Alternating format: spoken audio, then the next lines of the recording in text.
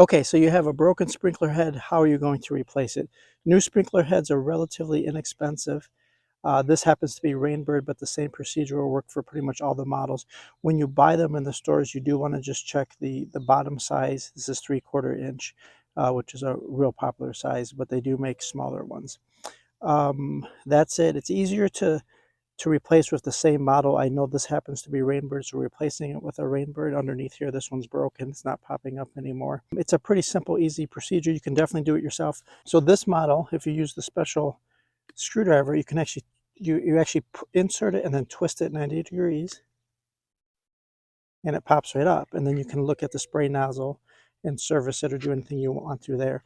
Okay, so for replacing a broken sprinkler head, I love this tool by Fiskars, something sharp that would dig in there. You don't need a huge shovel to dig out your whole yard and get in there real deeply. You just need something that will dig around it. I kind of start with pushing through the sod, and I'm gonna kind of just do like a donut shape.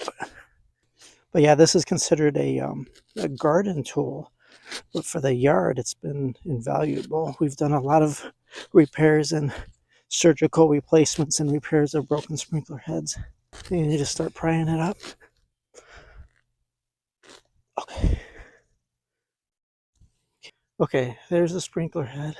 Now, the soil is a little bit damp, which is good because you can kind of mound it down and it'll hold its shape. If your ground is real dry, you might want to wet it slightly so it doesn't fall into the hole.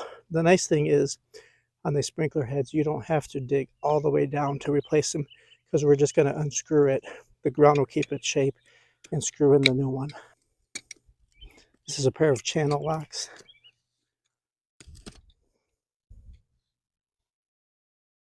Okay, now when it comes up, again, you want to make sure the ground is not going to cave in on your hole. So you just pull it up slowly, make sure the ground is slightly damp so it holds its shape. And if you look at that, there is our 3/4 inch female end ready to go.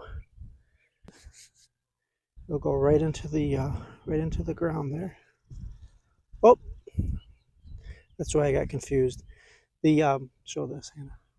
The nipple got removed, so I actually have to move this piece back onto the new one. That shouldn't have unscrewed. So we'll remove that without damaging the threads, hopefully. There we go. Okay. That piece is an important piece. Okay, that one goes in the new one. It normally stays down there. I was confused for a second why it came up. You don't need Teflon tape or that fancy for this kind of yard irrigation underground sprinklers. Hand tight, maybe just a little quick turn there. These are just plastic parts. Okay, now we're ready for the new one straight down into the hole. And you'll feel it when you get in the right position. Yeah, we're there.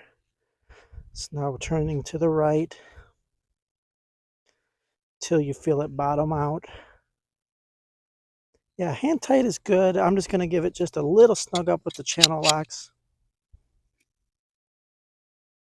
Okay, we're going to call that good. Now we're going to replace the soil. Remember, we took it out. We took it out in like a donut shape pattern.